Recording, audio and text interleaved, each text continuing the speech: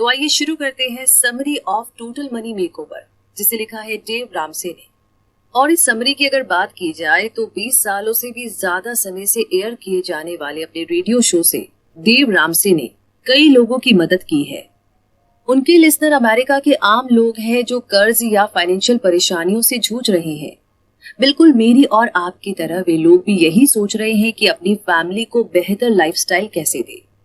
हमारी basic money problem के लिए डेव रामसे के 7 बेबी स्टेप्स हमारी हेल्प करेंगे। आप उन्हें एक एक करके सीखेंगे। आप उन लोगों की कहानियों के बारे में भी जानेंगे जिन्होंने इस चैलेंज को लेकर अपनी जिंदगी बदल दी है।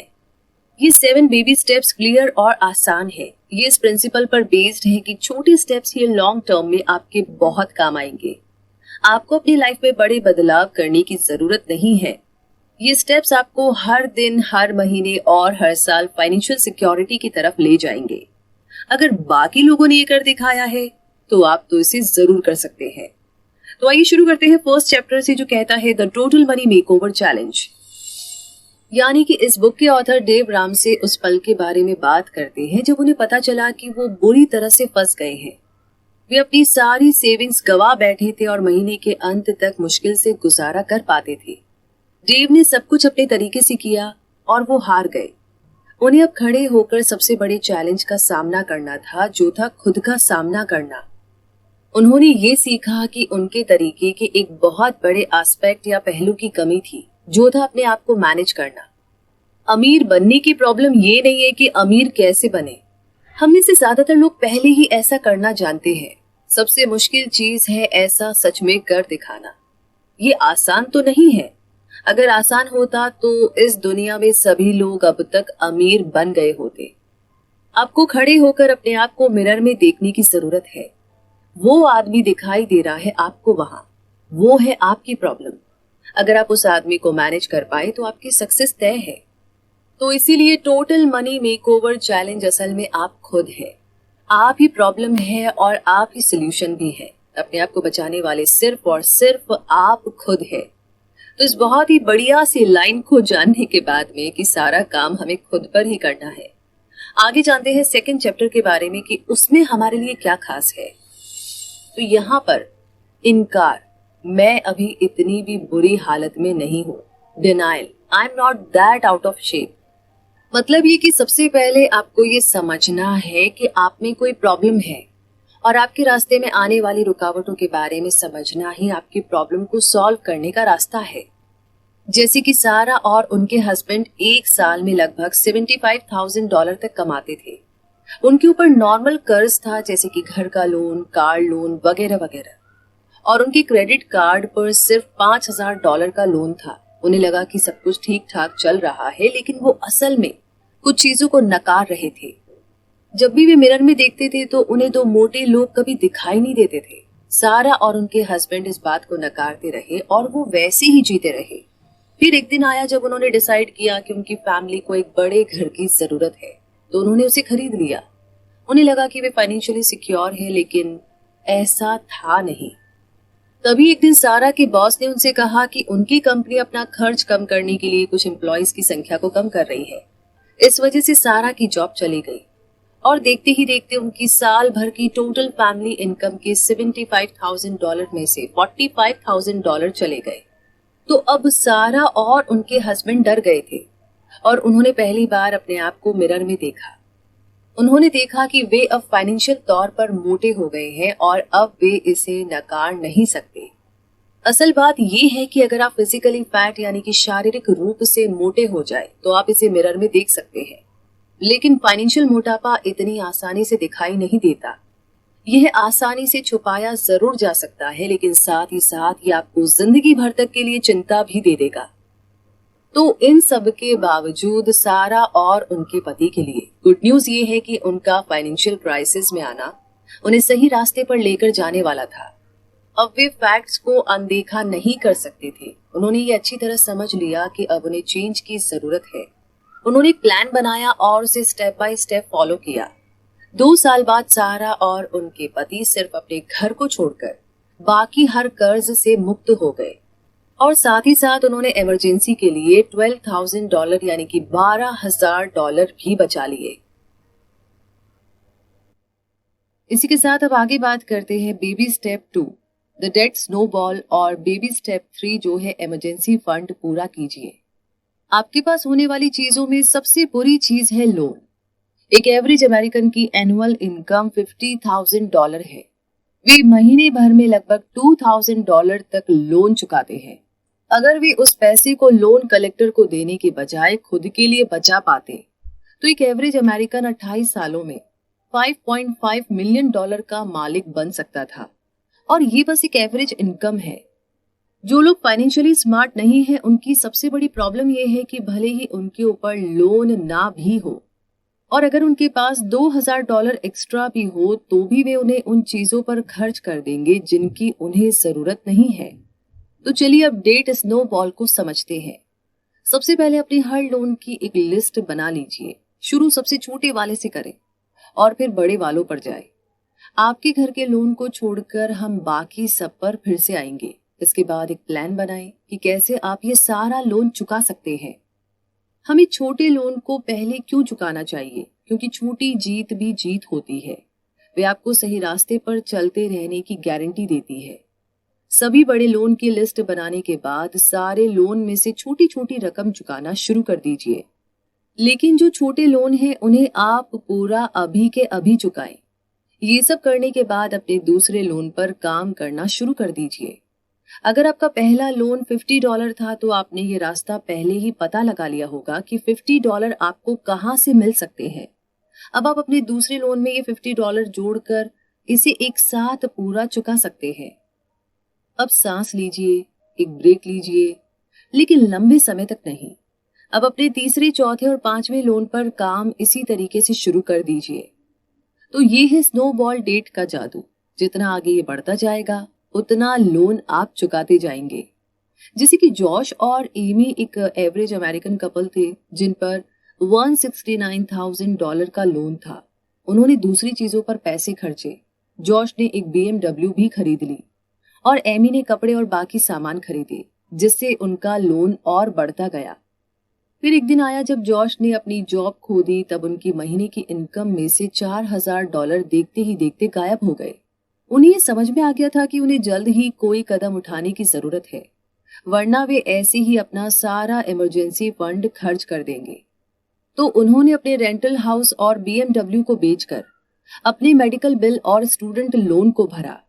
जॉश और एमी ने अपने घर के बहुत से सामान को बेच दिया और ऐसा खाना खाना शुरू कर दिया जिसे वो पहले खाना पसंद नहीं करते थे। उन्हें पता था कि अगर वो कुछ दिन ऐसी हालत में जी लेंगे तो वे अपने सारे लोन को चुकाकर बाकियों से भी बेहतर लाइफ जीने लगेंगे। और उन्होंने ये कर दिखाया। जॉश और एमी कर्ज मुक्त हो गए। अब बस जो चीज बची थी वो था उनके घर का लोन। आपको अपने इमरजेंसी फंड को पूरा करने के लिए लगभग 3 से 6 महीनों का खर्च लगेगा। ये सबके लिए सेम नहीं है, लेकिन एवरेज तौर पर यही देखा गया है।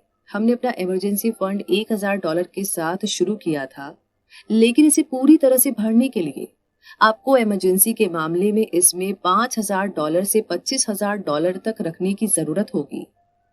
इकोनॉमिक क्राइसिस, बीमारी, एक्सीडेंट, बेरोजगारी और उतार चढ़ाव हमारी जिंदगी का एक पार्ट है। इसलिए आपको अपने इमरजेंसी फंड को पूरा करने की जरूरत है।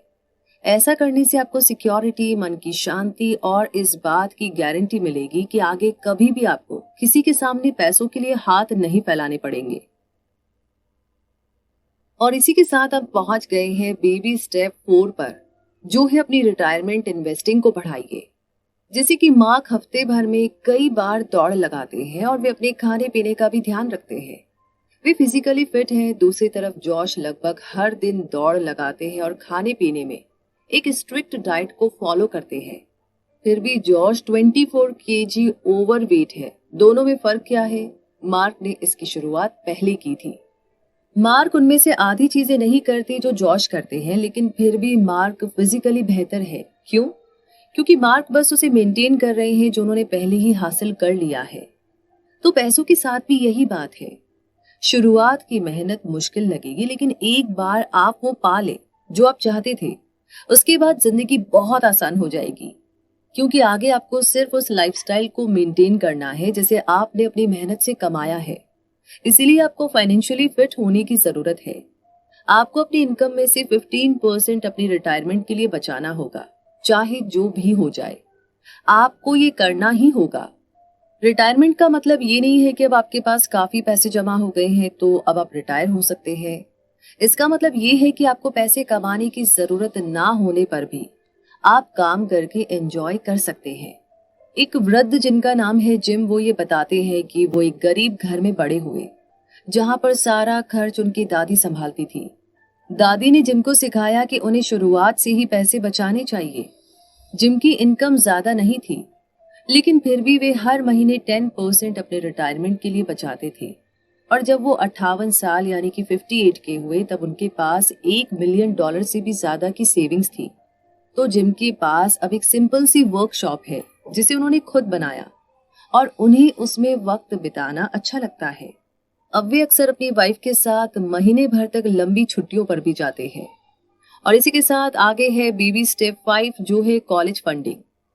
हम अपने पिछले स्टेप्स पर बहुत फोकस करते आ रहे हैं, जिससे आपको ये फील हो सकता है कि अब आपके पास आपके बच्चों के स्कूल कॉलेज के लिए पैसे नहीं बचे होंगे, लेकिन ये सच नहीं है।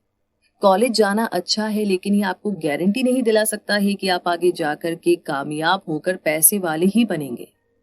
कॉलेज से आप सिर्फ नॉलेज हासिल कर सकते हैं और इस नॉलेज को आप कैरेक्टर, विजन, हार्डवर्क और ऐसी ही दूसरे बेबी स्टेप्स जिनके बारे में हम पहले भी बता चुके हैं, उनके साथ जोड़कर आपके बच्चों को सही ट्रैक पर रखने के काम में ला सकते हैं। कॉलेज जाना इच्छा की बात है, जिंदगी की जरूरत नहीं। ये एक लग्जरी है, नेसेसिटी नहीं।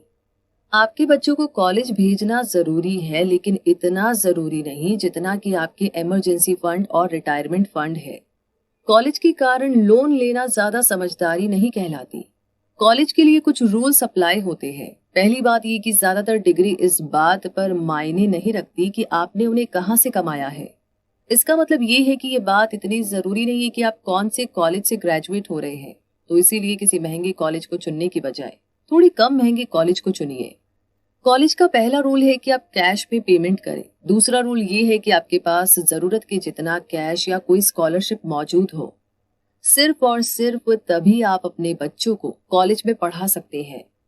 एक बहुत ही ज्यादा सुनाई देने वाली मिथ ये है कि डिग्री लेने के लिए आपको स्टूडेंट लोन लेना जरूरी है।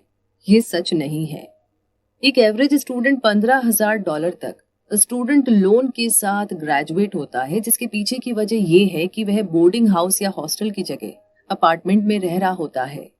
अगर वो कैंपस के बाहर खाना खाने की बजाय हॉस्टल में रहकर कॉलेज से मिलने वाला खाना खाए तो वो लगभग $5,000 तक की बचत कर सकता है। स्टूडेंट लोन असल में पढ़ाई के लिए नहीं होता, वो कैंपस के बाहर के खर्चे जैसे कि अपार्टमेंट या कैंपस के बाहर के खाने के लिए होता है। तो पढ़ाई करने के लिए किसी लोन की जरूरत नहीं पड़ती। चलिए अब डिस्कस करते हैं कि कॉलेज के लिए हम कैसे बचत कर सकते हैं। अगर आप पैदा होने से लेकर के 18 साल तक $2,000 तक इन्वेस्ट करेंगे तो आपके बच्चे के पास $126,000 तक होंगे। अगर आप पैदा होने से लेकर के 18 साल तक $2,000 तक इन्वेस्ट करेंगे तो आपके बच्चे के पास $1,26,000 तक होंगे, यानी कि $1,26,000। ये उनके कॉलेज के खर्च के लिए काफी है। ये महीने भर के सिर्फ $166.67 हुए और ये आपको महंगाई के समय में दूसरों से बहुत आगे रखेंगे। चलिए हम इसे कैलकुलेट करते हैं।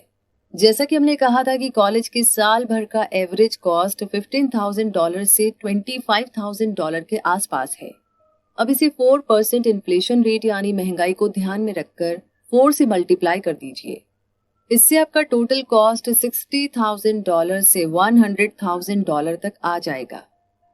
हम इसका एवरेज लेंगे जो होगा $80,000 और बस अब हमें और मैथ्स की जरूरत नहीं है। अगर आप हर साल $2,000 18 सालों तक इन्वेस्ट करते हैं तो $80,000 आपके बच्चे के पूरे कॉलेज खर्च के लिए काफी है। इसी के साथ हम पहुंच गए हैं बेबी स्टेप 6 पर, जो है अपने घर का लोन या मॉर्टगेज भरकर पूरा कीजिए। अब आप कर्ज मुक्त यानी कि डेट फ्री है। जो चीज बची है वो है आपका होम लोन और हमने प्रॉमिस किया था कि हम इस बारे में बात जरूर करेंगे। तो चलिए इस एग्जांपल को लेते हैं। माइक ने $250,000 का एक घर खरीदा। उन्होंने $25,000 की डाउन पेमेंट की। अब उन्हें 7% इंटरेस्ट रेट पर $225,000 की और पेमेंट करनी थी। तो चलिए इस अमाउंट को देखते हैं।